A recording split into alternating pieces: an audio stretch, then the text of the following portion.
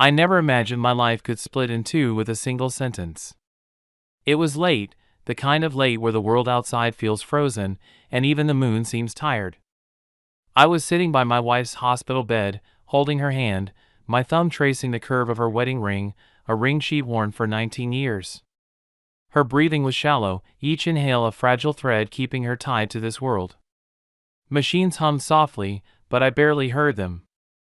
My focus was on her, on the woman I'd built a life with, the woman who gave me our daughter, the woman who now looked impossibly small against the whiteness of the sheets. Then her eyes fluttered open. Not wide, just enough for me to see the faintest spark of her. Her lips trembled, and I leaned in close, desperate not to miss a word. Her voice was barely a whisper, but it hit me like a thunderclap. Tell our daughter. I love her. The sound of it, the way she said love, like it carried every birthday she'd ever missed, every bedtime story, every hug she'd still wanted to give. My throat tightened, and I nodded, my own voice caught somewhere between a sob and a promise. Her hand grew colder in mine. Her breathing slowed. And then, it stopped. The room didn't erupt into chaos like I thought it would. No alarms, no rushing nurses. Just silence.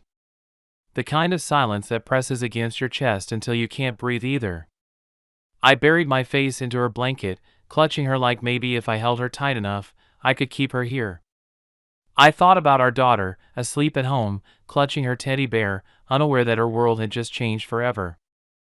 I thought about the promise I'd have to keep, the words I'd have to say, and how they would shatter her. I thought about the very first time my wife had held our baby, the way her tears had rolled down onto that tiny pink blanket. She'd whispered, "I'll protect you forever," to our newborn daughter. And now, here I was, realizing forever had an end. And then, a sound. Soft. Like the beginning of a sigh. I froze. My heart pounded in my ears. Slowly, I lifted my head. Her eyes, those same brown eyes that had stolen my heart decades ago, were open. Fully open. And she was looking straight at me. Only, something was different. Her breathing returned, steady, but her gaze was sharper, almost too sharp. There was no confusion, no struggle, just a strange, unsettling calm. She squeezed my hand. Firmly. "I'm not done yet," she said. The words knocked the air out of me. My mind was a storm, this wasn't possible. I'd felt her go. I'd felt the moment she slipped away. And yet, here she was. The heart monitor, which had shown a flat line moments ago, now beeped steadily, like nothing had happened. I scrambled to call for a nurse, my hands shaking so violently I nearly dropped the call button. But before I could press it, she gripped my wrist. Hard. "Wait," she whispered. Her eyes locked onto mine. "I have to tell you what happened." People always ask me when I knew she was the one. I've thought about that a lot, especially lately. It wasn't our first date, though I remember every second of it. We'd met at a mutual friend's birthday party, both of us stuck at the snack table, avoiding the noisy dance floor. She made some sarcastic remark about the chips being stale, and I laughed harder than I should have. There was something about her, the way she looked at you like she already knew what you were going to say, and the way her smile lingered after she walked away. We didn't rush into love. We stumbled into it.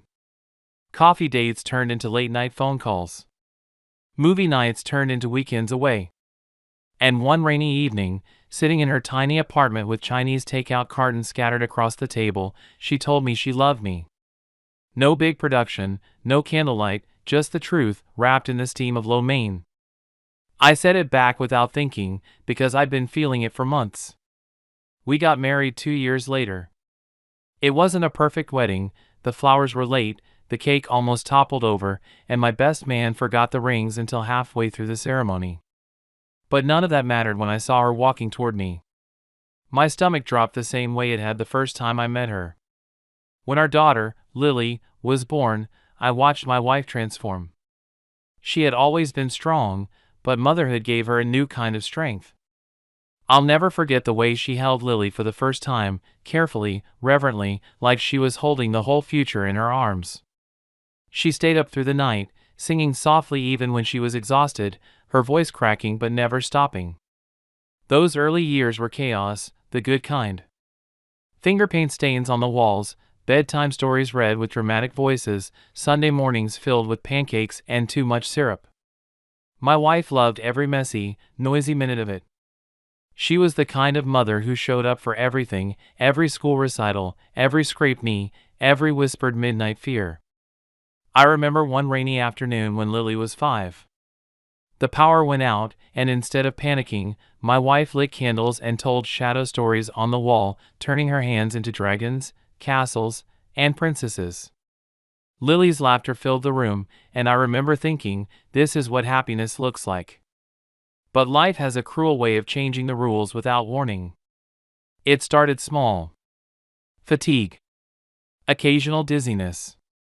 She brushed it off, saying she just needed more rest. But then the headaches came, sharp and unrelenting. She tried to hide them from Lily, but I could see it in the way her smile faltered when she thought no one was looking. The diagnosis came on a Tuesday. I remember because Tuesdays had always been our grocery shopping day. Instead of pushing a cart through aisles of cereal and fruit, we sat in a cold room while a doctor explained, in careful, measured words, that my wife had a rare and aggressive illness. The kind of illness that doesn't give you years, only months, if you're lucky. We didn't cry right away. We just sat there, holding hands, our knuckles white. The crying came later, in the car, when the reality of it sank in.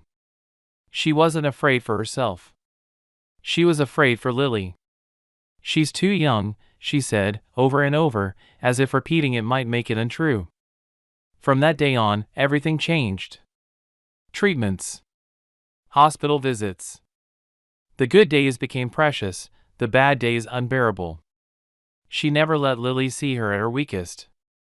Somehow, she still found the strength to smile, to laugh, to tuck her in at night. She told me once, I'm not scared of dying. I'm scared of leaving her without knowing how much I love her. We started making memories on purpose. Weekend trips, even if they exhausted her. Hours spent recording videos and writing letters for Lily to open at future milestones, her 16th birthday, her wedding day, the birth of her first child. My wife wanted to be part of moments she knew she'd never see. Sometimes, late at night, after Lily had gone to bed, we'd sit on the porch, wrapped in blankets, listening to the rain. She'd rest her head on my shoulder and say, "Promise me she'll grow up knowing her mother fought for every single day." I promised. I promised 100 times. And through it all, there was love. Thick, unshakable love that made even the hospital room feel warm sometimes. We talked late into the night about everything and nothing. We planned for a future we both knew I'd have to face alone. The night before, that night, she was tired. More than usual. But she didn't want to sleep. She asked me to bring her the photo album we'd made together years ago. We flipped through it slowly, our wedding, Lily's first steps, the Christmas where the tree fell over because Lily tried to hang all the ornaments on one branch. She laughed until she coughed, then kept turning pages. I think now, maybe she knew. Maybe she was already saying goodbye in her own way. Because the next evening, as I sat by her bed, holding her hand, she gave me those final words that still echo in my chest, "Tell our daughter I love her." And then, as I thought I had lost her forever, she came back. But she wasn't the same. The decline wasn't sudden. It was a slow unraveling, the kind you notice in flashes, like realizing a photograph you've loved for years is starting to fade. Some mornings she woke up smiling, ready to pour herself into the day. But more often, she'd stay in bed, her body heavy, her skin pale, her voice thin. Even then, she'd insist on seeing Lily off to school, brushing her hair and kissing her forehead before retreating under the covers again. The treatments were merciless. They took more from her than the illness ever could. Her hair thinned until it came out in handfuls, and she started wearing scarves, bright, patterned ones that Lily picked out from the store. She'd laugh and say she was just trying a new look, but I could see the quiet grief in her eyes when she thought no one was watching. Hospital rooms became our second home. The sterile smell clung to my clothes, the beeping of monitors followed me into my sleep. The nurses were kind, but even their smiles carried the weight of unspoken truths. We learned the rhythm of blood tests, for drips, and the careful balancing act of pain management. Lily tried to understand, but how could she? She'd draw pictures of the three of us together, always with her mom smiling, always with the sun shining. I'd tape them to the wall by her bed, hoping they'd remind her what she was fighting for. There were small victories, days when she could sit in the garden and feel the sun on her face, when she'd tell Lily stories about her own childhood, or when we'd watch old movies and forget, for a couple of hours, about the tubes and the charts. Those days kept us going. But the bad days, they came more often. She'd wake in the night gasping for air, her hand clawing for mine. Sometimes the pain was so sharp she'd cry out before she could stop herself. Those nights, I'd sit beside her, holding her hand until the painkillers took the edge off. We stopped talking about the future out loud, it hurt too much to pretend. The winter was the worst. The cold seemed to seep into her bones, and no amount of blankets could warm her. She lost weight, her clothes hanging loose on her frame. Her hands trembled when she tried to hold a cup of tea. She started writing less for Lily, saying she was too tired. I didn't push, I just sat with her, reading the letters she'd already written, my voice breaking as I imagined the day Lily would open them without her here. One night, I found her sitting in the dark, the glow from the street lamp outside casting shadows across her face. She didn't turn when I came in. "I don't want her to see me like this," she whispered. My chest tightened. "She needs to remember me as I was." I told her the truth, that Lily didn't care about as you were, that she loved her exactly as she was now. But I could see it didn't change how she felt. It wasn't about logic, it was about dignity. By spring, she couldn't walk without help. I'd lift her from the bed to the wheelchair, every movement a reminder of how fragile she'd become. She apologized constantly, as if needing me was some burden I might resent. I told her she was my whole world, but I don't think she believed it fully, not anymore. And yet, there were still moments of light. Lily's school put on a small play, and against all advice, my wife insisted on going. We bundled her up, and I wheeled her into the auditorium. When Lily spotted her in the crowd, her face lit up like the sun. Afterward, my wife hugged her so tightly I thought she might never let go. But each moment like that seemed to cost her more. By the time we got home that night, she was shaking with exhaustion. The next day, she barely opened her eyes. Her doctors spoke in gentler tones now, using words like comfort and quality of life. I knew what they meant. I think she did too. She started asking me strange questions about whether I believed in signs, in dreams, in life after death. Sometimes she'd wake and tell me she'd seen her mother, who'd passed years ago, standing in the corner of the room, smiling. One afternoon, she took my hand and said, "Do you think we'll know each other, wherever we go next?" I couldn't answer right away. My throat tightened, and I just said, "Yes.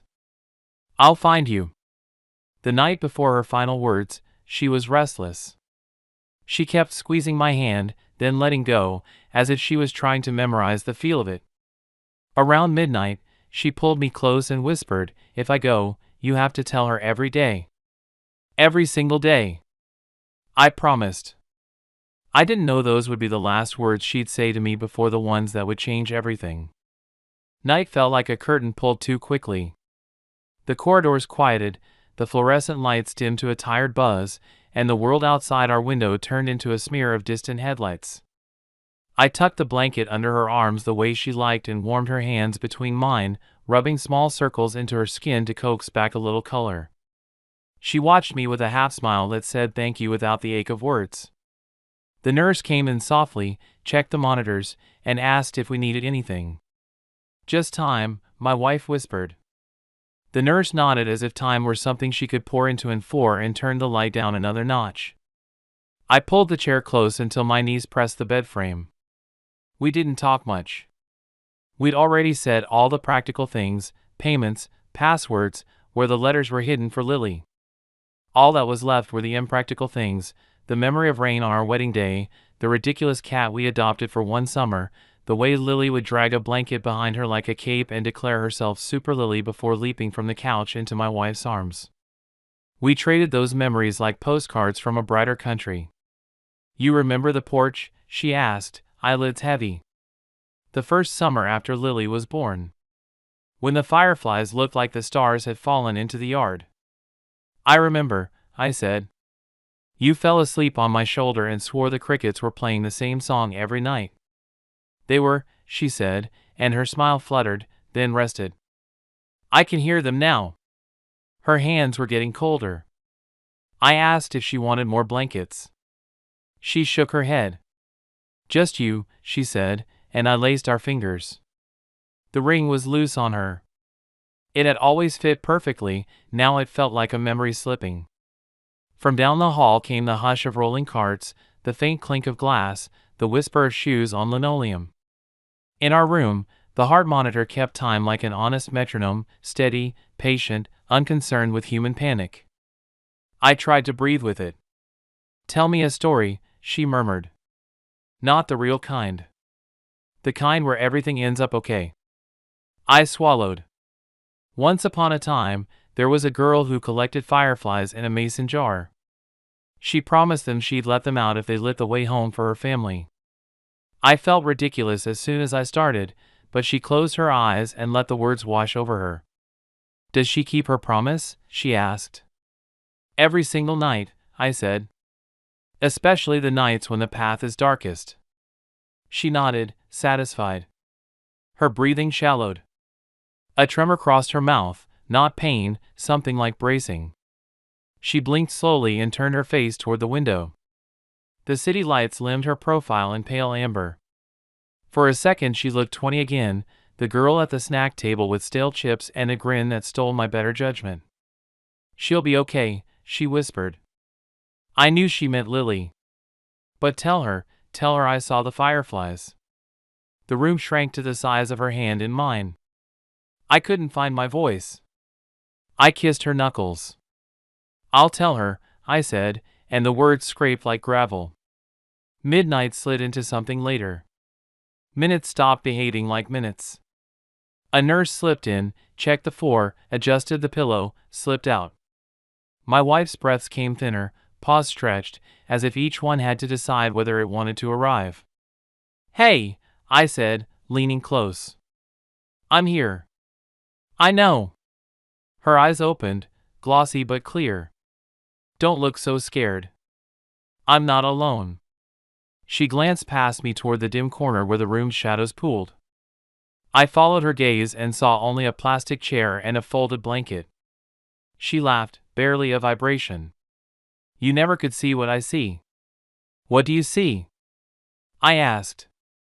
Home, she said. And something like a shoreline.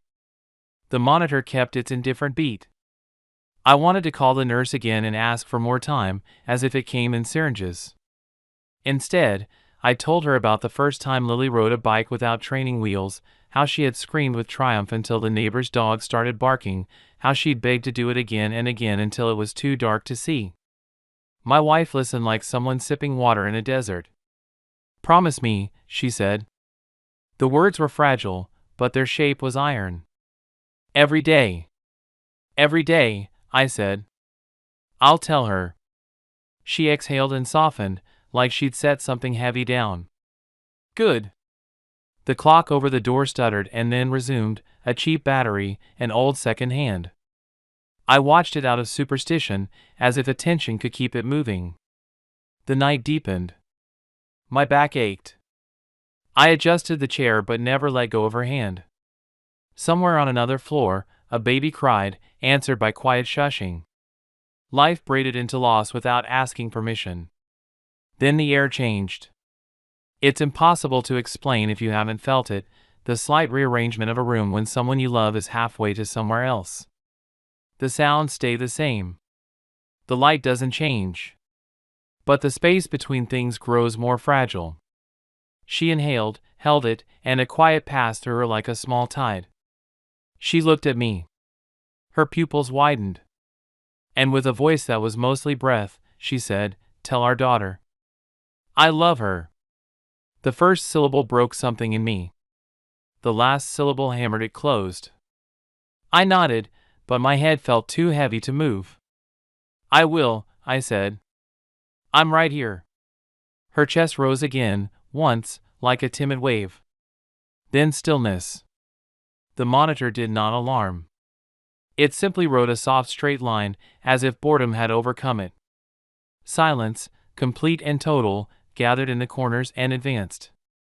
I laid my forehead to our joined hands. For a moment I forgot how to be a person in a room. I remembered only that I had promised something impossible, and that morning would expect me to keep it. I don't know how long I stayed like that. Perhaps minutes. Perhaps a year. Time lost all edges. The hallway sounds faded. Even the fluorescent hum retreated. There was only my heartbeat and the press of cotton against my cheek. A breath brushed my ear. At first I thought it was mine, ricocheting in the empty chamber my body had become. But it came again, a soft, deliberate pull of air, like the beginning of a word. I lifted my head. Her eyes were open. Not fluttering, open. The brown was dark, the whites clear. She looked at me with an alertness I hadn't seen in months, an almost serene precision. The monitor hiccuped, then resumed with a firm, regular tempo, as if it had only paused to think. "Hey," she said. The room tilted. "I'm still here." I grabbed the call button, fingers clumsy. It slid from my grip and clattered to the floor. Before I could reach for it, she squeezed my wrist, stronger than a moment ago, stronger than many moments before that. "Wait," she said. "Please." I stared at her hand on mine. Warm. Certain. I looked back at her face. Something in her gaze had shifted. The fear was gone. The fog, gone. In its place lived an attention so steady it felt like a hand on my back, guiding me. "I need to tell you what happened," she said. "What do you mean?" The question fell out of me. Every cell began ringing, a choir of disbelief and hope. She took another breath, easy, measured. Her mouth curved into a smile that was almost mischievous, the kind she wore when she had a surprise planned for Lily. "It wasn't nothing," she said, answering the question I hadn't formed. And I wasn't alone. Footsteps approached in the hall. A nurse paused at the doorway, eyes widening, mouth parting. I couldn't look away from my wife. Is this okay?" I whispered, as if speaking too loudly might startle the moment back into silence. She nodded. "It's more than okay." Her eyes flicked to the corner again, the plastic chair, the folded blanket. "I learned something. About love. About the way it moves." "What did you learn?" I asked, because I had to ask, because asking was breath. She looked straight through me and back again, like she was measuring the distance between two worlds. That the words we say are only the beginning. She squeezed my hand once more. "And I have to tell you what comes next." When the nurse finally stepped inside, she froze mid-stride. Her gaze flicked from the monitor to my wife, then back again, as if her mind had tripped over its own logic. I could see the calculation in her eyes, something here did not fit the script. She was, the nurse stammered, looking at me for confirmation. "She was gone," I said, my voice barely more than air. "And now, she's not." The nurse didn't argue. She stepped quickly to the bedside, her movements clipped, efficient. She checked pupils, adjusted the oxygen line, ran her fingers along the pulse in my wife's wrist. My wife tolerated it with quiet patience, her gaze locked on me as though the nurse wasn't even there. "I feel fine," she said at last. The nurse blinked. "You feel fine?" "I'm tired, but not sick tired." She flexed her fingers in mine. "It's a different tired." The nurse's brows knitted, but she simply murmured something about getting the doctor and slipped out, her shoes squeaking faintly against the linoleum. For a moment, we were alone again. "Do you want to tell me what happened?" I asked, though the words felt heavy and inadequate. She hesitated. "Yes. But if I start, you have to promise not to stop me." "I promise." "It was quiet," she said, her eyes distant. "Not like this quiet. Not the quiet of walls and machines. It was," she searched for the word. "Wide. That's the only way I can describe it. Wide, like the first time you stand on a cliff and the ocean is everywhere, except it's not water. It's light." My mouth went dry. "Were you afraid?"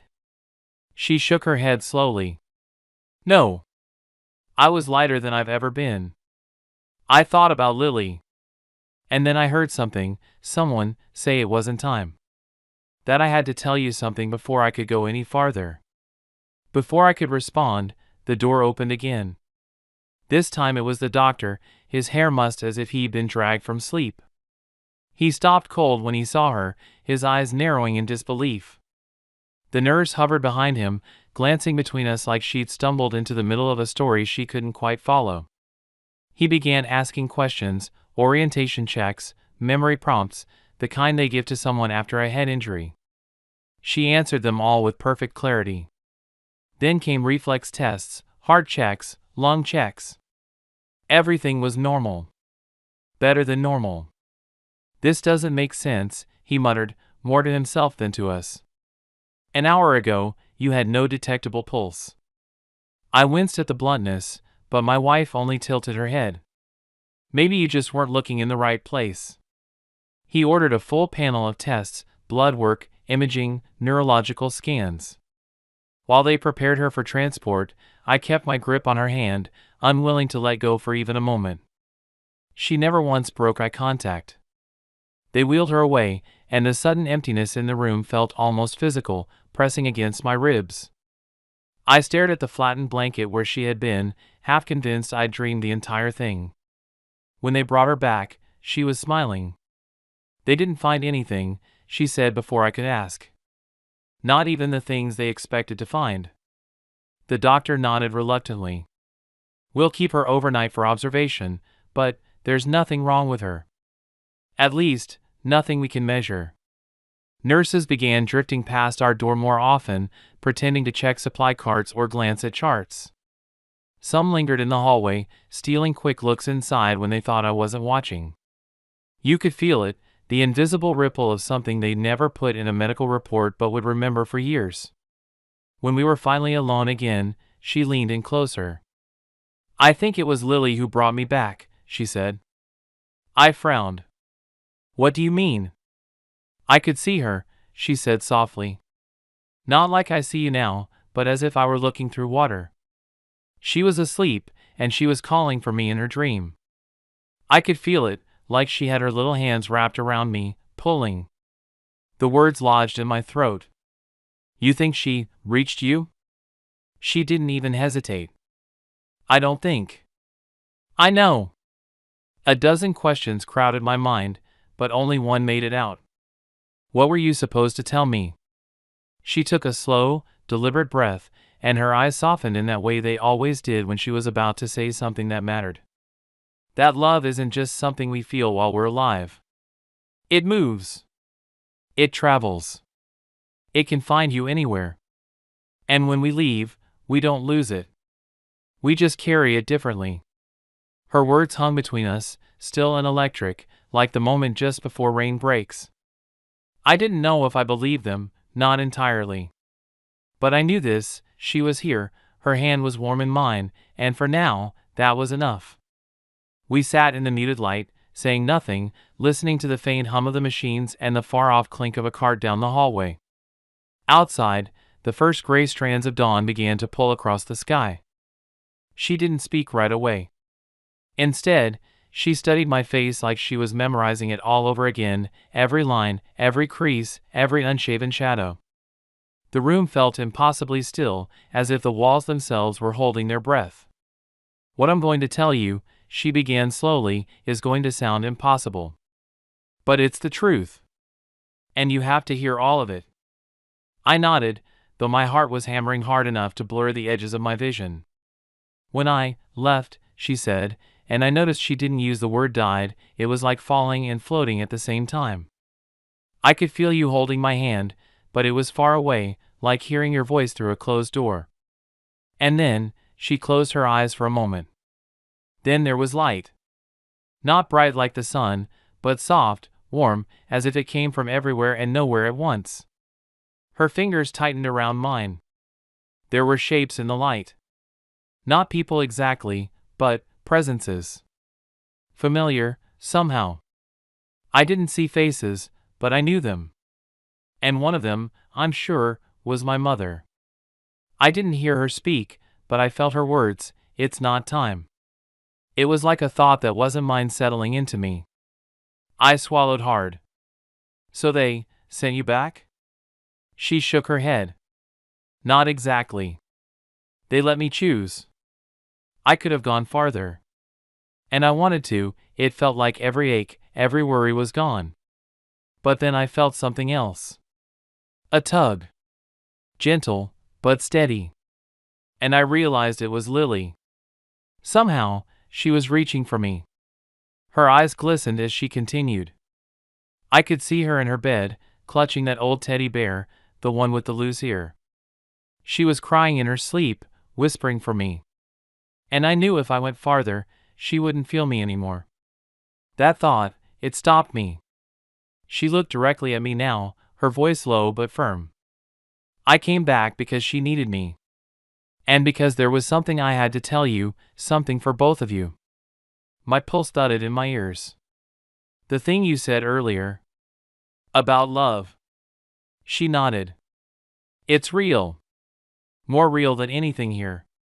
Love isn't tied to a body. It's not trapped in a brain. It moves, like water, like wind, and it can pass through anything. Even death. That's why when I was there, I could still feel you. That's why I could hear her. I sat there, torn between awe and disbelief, but the conviction in her eyes made it impossible to dismiss. She leaned in slightly.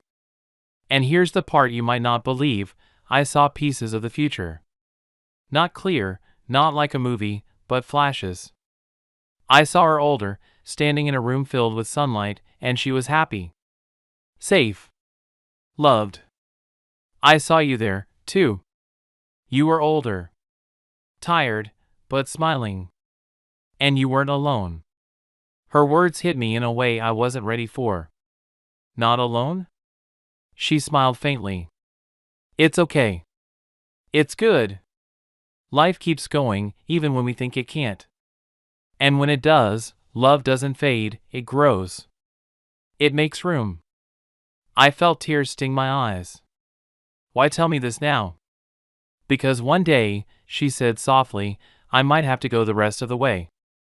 And when I do, I need you to remember this, I won't be gone. Not really. I'll still find you. I'll still find her. That's what love does. Silence filled the space between us, heavy but not suffocating. Outside, the light had shifted from gray to gold, and I realized the night was over. I don't know what I believe, I admitted. But I believe you believe it. She gave my hand one last squeeze. That's enough for now. When the nurse came in to check on her, we didn't speak of it again. We didn't have to. The truth, whatever it was, had settled between us, invisible but solid, like a bridge only we could see. Later that morning, Lily burst into the hospital room, her hair tangled from sleep, her eyes wide with worry. She climbed onto the bed, burying herself in her mother's arms. My wife kissed her head and whispered, I love you, Bug. And then, with a glance at me, she added, every day. I knew in that moment that, whether or not I could explain it, I'd carry her words for the rest of my life, and make sure our daughter did too. She drew a breath and her voice softened. There's more. Love doesn't only travel forward. It also echoes. It mends. If you carry guilt, it turns heavy and blocks the path. If you forgive, it runs clear again. For what should I forgive? I asked. For being human, she said. For the days you were tired and afraid and angry at what was happening to us. For all the words you swallowed. Let them go. And teach Lily the same, forgive the world its clumsiness. There's a sign I want you to watch for when I can't be here like this, she added. Fireflies. Not only in summer, sometimes one will find you when you need it. When that happens, tell her I'm saying good night. I'll keep learning, she said. Over there, love teaches in a language made of memories. So keep writing to me with your days. She looked toward the window. If you meet someone kind, don't punish yourself. Promise me you'll let joy in. I nodded. I promise. One more thing, she said, squeezing my fingers. Tell her the story of the jar. Keep one by her window. When she's brave enough to open it and let her light out, she'll understand everything I couldn't say. Morning gathered on the sill. She whispered, now you know why I came back. It's been 6 months since that night. Sometimes I still wake in the dark, my hand reaching instinctively for hers, bracing for the emptiness. But she's still here. Not every day is easy, the illness hasn't vanished, and we both know there will be more hospital visits, more tests, more nights when the weight of uncertainty presses hard against our chests. But there's a difference now. We've made a habit of collecting small moments like treasure. Lily's laughter spilling through the kitchen as she dances in her socks. My wife's head resting on my shoulder while we watch the rain. The three of us sitting in the backyard, waiting for the first firefly to appear. Every time one drifts close, my wife smiles at me, that quiet, knowing smile, and I think about the promise she made, that love moves, that it finds us. Some nights, when Lily is asleep, we talk about what she saw. Not the details, those belong to her, but the meaning. She says it's not about knowing what's next, but trusting that love will follow us there. I don't pretend to understand it fully, but I've stopped trying to measure it with logic. We've also started the jar tradition. Lily keeps a little glass jar by her window. On nights when she's scared or can't sleep, we step outside together, and if we're lucky enough to catch a firefly, she whispers, "Good night, Mom," before letting it go. I've noticed something, since that night, she doesn't ask me if her mom is going to die. She asks me what adventure we're having tomorrow. That shift alone is worth everything. And me? I keep my own promise. Every morning, without fail, I tell her, your mom loves you. Every day. Sometimes I see her roll her eyes like I'm being dramatic, but she smiles anyway. One day she'll understand why I never missed a day. I don't know how much time we have. None of us ever really does. But I do know this, when the day comes that she has to go the rest of the way, she won't be gone. And when Lily sees that first firefly of the summer, she'll know her mom is saying goodnight. Because love doesn't stop. It moves. And it always finds its way home. If this story stayed with you, subscribe for more, and remember to tell someone you love them today.